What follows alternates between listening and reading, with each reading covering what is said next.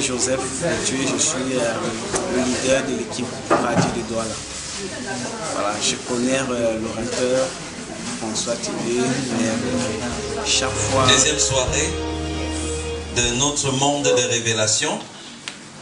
Je veux croire que le Saint-Esprit nous a aidés à digérer tout ce dont nous avons parlé hier. En réalité, je sais qu'une journée ne suffit pas pour digérer cela. Dans le groupe WhatsApp d'Académie Yaoundé, quelqu'un a pris un passage dans la 6e leçon de ce séminaire. Le séminaire qu'elle a fait 3 fois déjà. Elle a donné une autre interprétation. Et le groupe WhatsApp a pris feu. Elle dit que depuis qu'elle a fait le séminaire, elle n'avait pas compris exactement ce que la phrase la voulait dire. Donc ça lui a pris à peu près 4 mois pour comprendre l'une des phrases qui était dans le manuel. Et quand elle a publié cette phrase, ça a pris feu. Je veux dire que le dévoilement est quelque chose de parfois progressif. Et je vous ai dit, il y a la parole de Dieu, il dit, nous l'avons contemplée, sa gloire. Et nous avons dit, la parole de Dieu est glorieuse. La contemplation, c'est regarder profondément, continuellement et intensément quelque chose, dans le but de devenir semblable à la chose. Donc tu ne peux pas contempler la parole de Dieu en lisant ça une fois, en lisant ça en une journée. Parfois il m'arrive de passer 6 mois et même des années sur un même verset, comme le verset de Genèse 1,26 que nous allons voir ce soir. Ça fait des années et le Seigneur ne cesse de me dévoiler des choses à l'intérieur de ce verset. Parfois j'ai l'impression que toute la Bible et toute la vie chrétienne se trouve à l'intérieur. Donc lorsque nous contemplons, il dit que nous sommes transformés en la même image. Comment? De gloire en gloire. Donc il y a des niveaux de gloire qu'on peut atteindre dans la contemplation. On peut être au niveau 2%, au niveau 10%, au niveau 50%, et même au niveau 100% de contemplation. Notre désir, c'est d'aller le plus loin possible dans la contemplation. Amen. Amen. Amen. Vous êtes fatigués? Jamais. Alors ce soir, comme nous l'avons annoncé hier, nous allons voir le but originel de Dieu pour l'homme. D'abord, Manuel, c'est tu as été créé pour dominer. Le but originel de Dieu pour l'homme. Et j'aimerais que quelqu'un puisse nous lire l'introduction, ce qui a été rédigé comme introduction à cette session. C'est la session 2. J'aimerais que quelqu'un nous lise entièrement l'introduction. Sa voix est assez forte. Tu as été créé pour dominer. Puis Dieu dit, faisons l'homme à notre image, selon notre ressemblance, et qu'il domine sur les poissons de la mer, sur les oiseaux du ciel, sur le bétail, sur toute la terre, et sur tous les reptiles qui rampent sur la terre. Dieu créa l'homme à son image. Il le créa à l'image de Dieu. Il créa l'homme et la femme. Je parlais de l'introduction. Introduction. Le docteur Miles Monroe, pasteur et expert en leadership, a dit: la plus grande tragédie dans la vie d'un homme n'est pas la mort, mais c'est de vivre sans un but. Merci. Je peux rester debout. Ça, c'est le docteur Miles Monroe, que beaucoup connaissent, qui est allé retrouver le Seigneur l'année dernière. Il dit la plus grande tragédie dans la vie d'un homme, ce n'est pas la mort, mais c'est vivre sans un but. Vivre sa vie sans un but, c'est pire que mourir. C'est-à-dire qu'au lieu de vivre sa vie sans un but, il vaut mieux qu'on ne soit plus là. Et il disait que le lieu le plus riche de la terre, c'est le cimetière. Il dit que c'est là-bas qu'on trouve les livres qu'on n'a jamais lus. Et on trouve les artistes qui n'ont jamais sorti d'album. Tous leurs albums, ils sont morts avec. On trouve les chefs d'entreprise qui n'ont jamais créé une entreprise, sont morts avec tous les projets d'entreprise que Dieu a déposés à l'intérieur d'eux.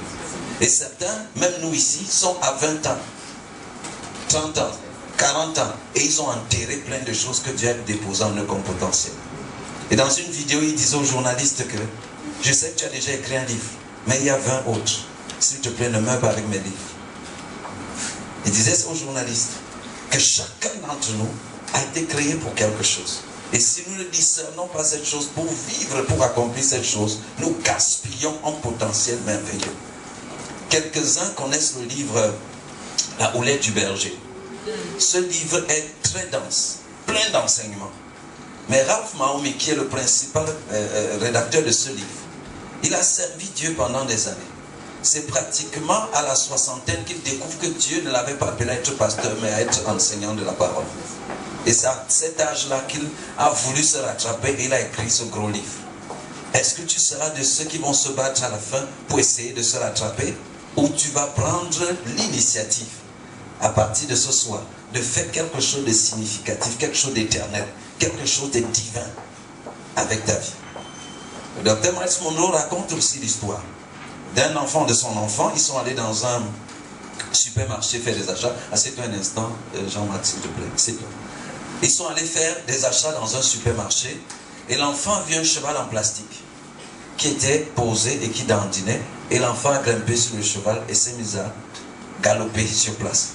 Et ils ont fait les courses pendant près de 45 minutes et l'enfant est en train de galoper. Quand ils sont venus pour prendre l'enfant, pour partir, l'enfant refuse et demande « Daddy, please, a little more ». Juste encore un peu. Et ils ont laissé l'enfant 15 minutes pour galoper encore, ils ont fait un tour.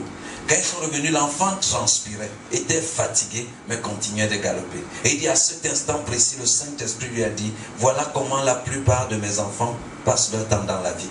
Ils sont occupés du matin jusqu'au soir. Ils se battent, ils montent, ils descendent, ils se fatiguent, ils se transpirent, mais ils sont au même endroit. Ce cheval n'a pas bougé. Cet enfant tenait galoper sur le même point. Et il dit, c'est comme ça que beaucoup sont occupés du matin jusqu'au soir. Pendant la semaine, le week-end, ils transpirent, n'ont pas de temps pour ci, pour ça, ils ne peuvent rien faire, ils sont occupés, mais pourtant ils ne sont même pas sur le coup de la vie que j'ai prévue pour eux. Ils sont en train de se balader dans le vide, ils courent sur place.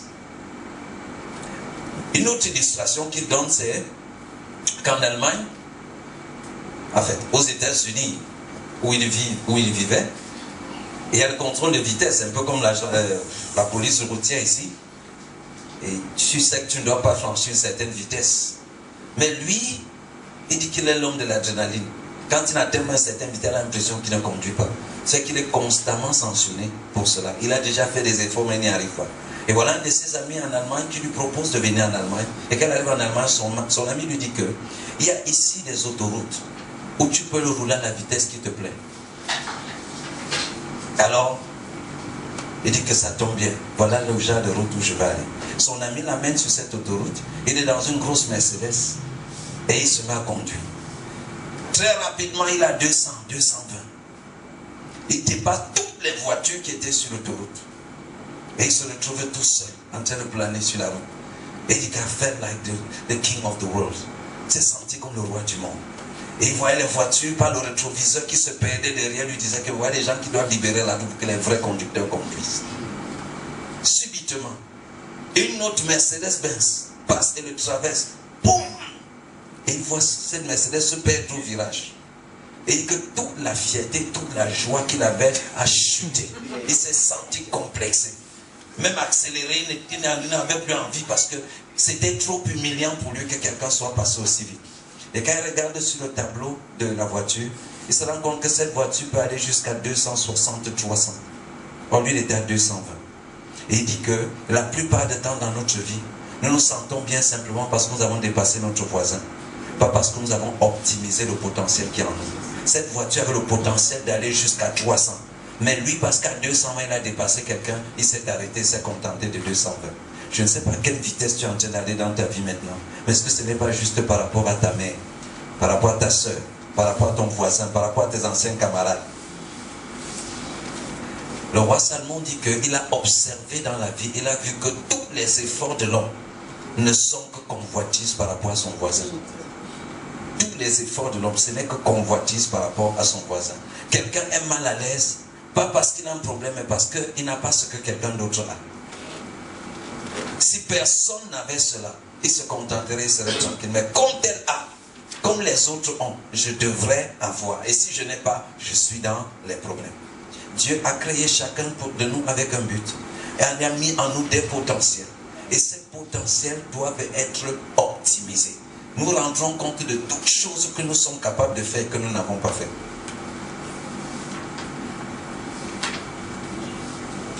Chaque chose que tu peux faire. Quand tu étais petit, tu as écrit des petits articles. Quand tu étais au lycée, maintenant tu n'as plus jamais rien écrit. Dès que tu as trouvé un poste dans une entreprise, tu t'es installé professionnel.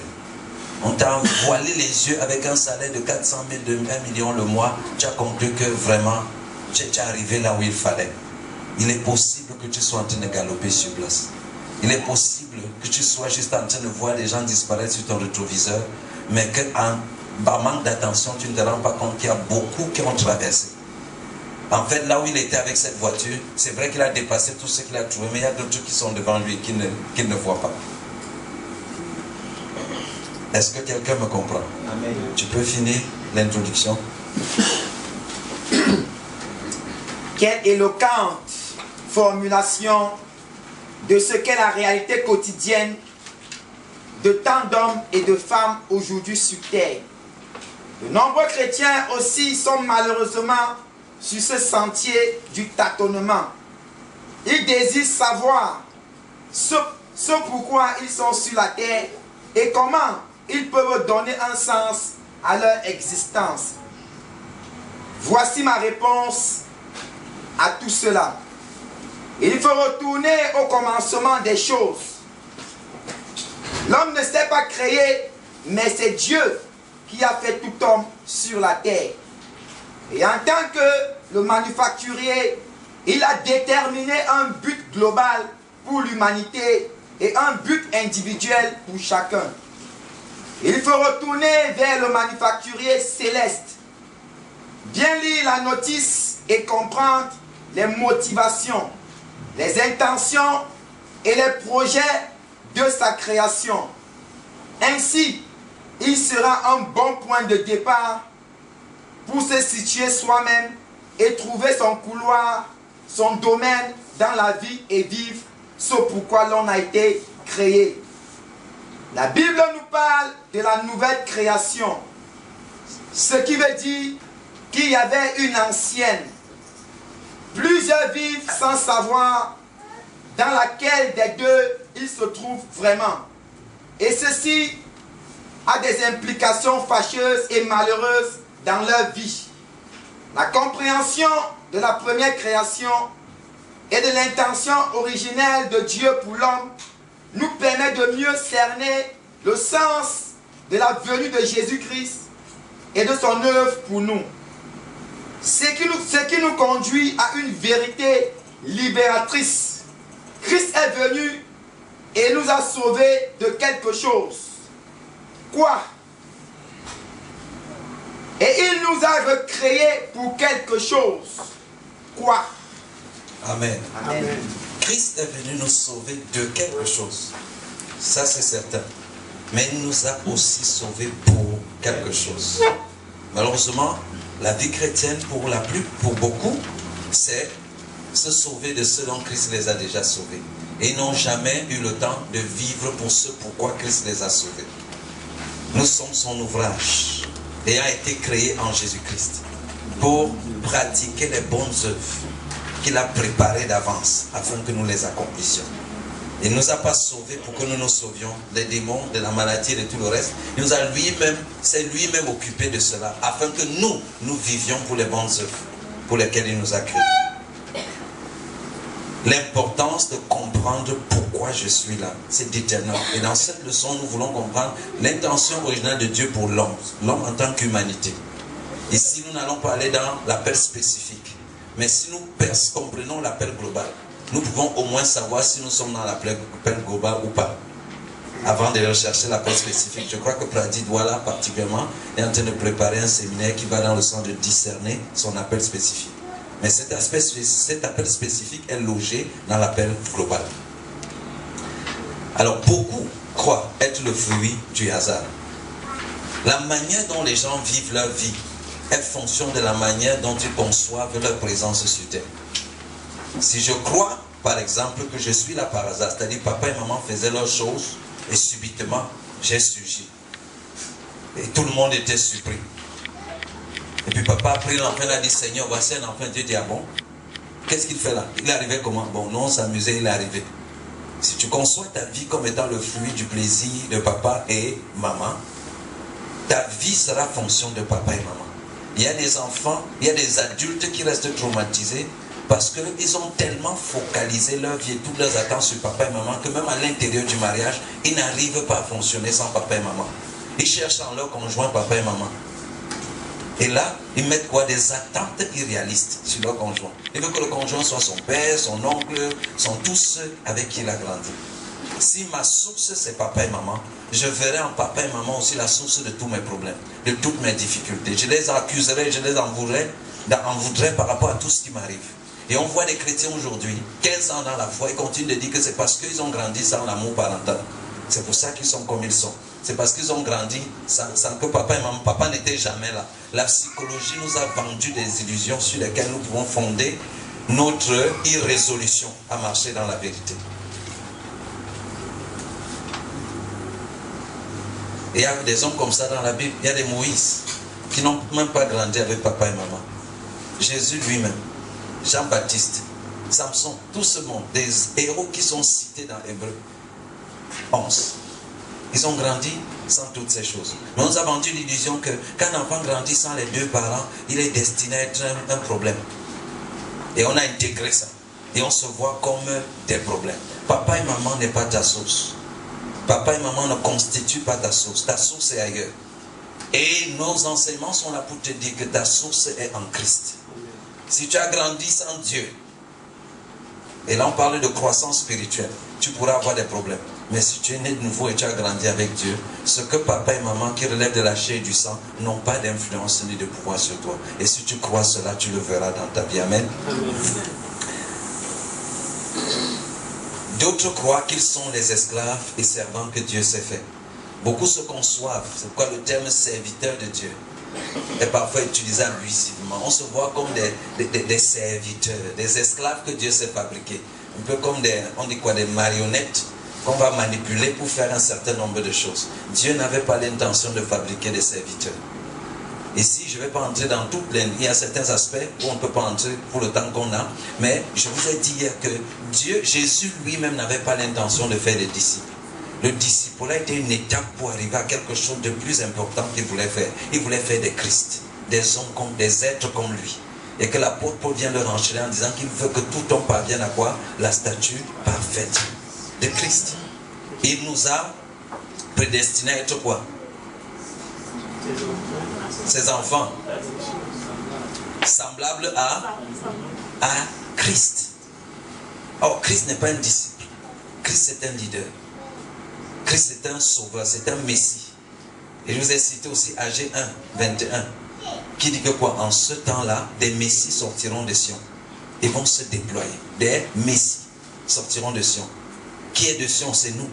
Nous sortirons de là pour où? Pour où? Il dit Ephraim. On va entrer dans Juda, dans différentes tribus. Et il dit que, et alors la gloire de l'Éternel et le règne de Dieu s'établira sur la terre. Donc nous ne sommes pas des esclaves. Si Dieu voulait augmenter le nombre de serviteurs, il aurait fabriqué un peu plus d'anges. Parce que la Bible dit que les anges sont des esprits au service. C'est eux qui sont là pour servir. Mais Dieu ne nous a pas créés pour servir. Le service est une attitude que nous choisissons d'adopter dans le but d'accomplir l'intention pour laquelle Dieu nous a créés. Mais rien ne nous contraint à cela.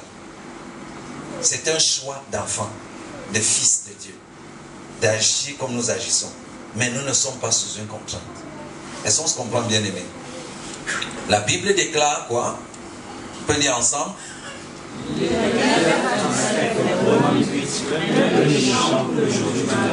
Ah bon? L'Éternel a tout fait pour un but. Ton nez n'a pas la forme qu'il a par hasard. Ce nez, la forme, a un but. Peut-être jusqu'ici, tu n'aimes pas ton nez. À partir de ce soir, il faut que tu touches ton nez. Tu dis que tu sais que tu as un but. Je loue Dieu pour mon nez. Je ne sais pas ce que tu es le plus sur toi ou sur ta vie. Mais sache que c'est là pour un but. C'est pas comme celui de l'autre. Exactement, c'est pour ça. C'est comme ça que Dieu a voulu que cela soit. Que tu sois unique, distinct de l'autre. Parce que tu as un but unique, un but distinct du but de l'autre. Amen. Si à tes yeux, je peux paraître petit de taille, c'est ton problème. C'est pas le mien. Ma taille ici a un but. Et il est en train d'accomplir pertinemment ce but. On vous a dit que les coups sont de là, non? Et je gueule avec la parole de Dieu. Donc, vous voyez, ça a un but. C'est une manière de parler. Mais tout ce que Dieu a fait, il a fait pour un but. Il n'y a pas de hasard. Il n'y a rien qui te concerne. Le village d'où tu sors, ce n'est pas par hasard. L'autre jour, tu vas découvrir pourquoi il fallait que tu sortes de ce village-là. Je me suis plaint du fait, quand on était petit, je sors d'une chefferie Bamileke, c'était interdit d'aller à l'église. Et j'admirais ceux qui allaient à l'église, parce que si tu allais à l'église, mon père allait te déshériter. Et j'admirais ceux qui allaient à l'église. Nous, on devait, on appelle ça les linges, le jour de l'interdiction. Nous, on devait jouer les danses traditionnelles. Sortir tous les tam-tams, jouer pendant presque toute la journée. C'était comme ça qu'on s'exerçait. Il fallait assister à la réunion du Konga une fois par semaine. Il y avait tout un tas de choses qu'il fallait faire. Mais on ne pouvait pas aller à l'église. On ne pouvait pas faire tout ce que les autres faisaient. Et on admirait. C'est quand je deviens chrétien, et jusqu'à aujourd'hui, j'ai dit s'il fallait recommencer ma vie, j'allais dire à Dieu de me créer exactement dans le même contexte, avec les mêmes gens, avec les mêmes défis, avec les 3 ou 4 viols que j'ai eu en grandissant. Tout cela était pour un but et c'était utile. J'ai dit Seigneur, si tu voulais refaire, ne change rien. Si tu peux même visser un peu plus certains aspects, ce serait bien. Parce que je peux réaliser le but pour lequel cela a été. C'est-à-dire que j'ai été confronté au monde des esprits très tôt. Tu peux m'effrayer avec un fusil, mais pas avec les gris-gris. Très tôt, j'ai vu tout genre de choses. Et c'était pour un but. C'était pour qu'aujourd'hui, même si tu as un démon plus, on se croise, tu vas sortir de ce corps. Tu ne peux pas rester là-dedans. Est-ce qu'on se comprend, bien aimé? Tout pour un but. Tout pour un but. Je peux comprendre pourquoi j'ai été blessé, maltraité, torturé, fait ci et cela. Dieu est en train de fabriquer quelque chose. Dieu m'avait programmé d'une certaine... Il y a des persécutions qui venaient simplement, qui te suivent simplement à cause de qui tu es. Tu ne peux rien faire. Tu es comme tu es, c'est pour ça que tu es persécuté. Et tu ne peux pas arrêter cette persécution parce que tu ne peux pas te changer. Est-ce qu'on se comprend? Je suis quelqu'un qui dit ce qu'il pense. Et ça m'a créé tellement de problèmes. Mais je ne peux pas ne pas être comme ça. Parce que ce que je pense, c'est ce que je crois. Et pour que je change, il faut que je change ma croyance. Alors si je ne pouvais pas être comme ça, je ne pourrais pas vous expliquer la parole de Dieu audacieusement.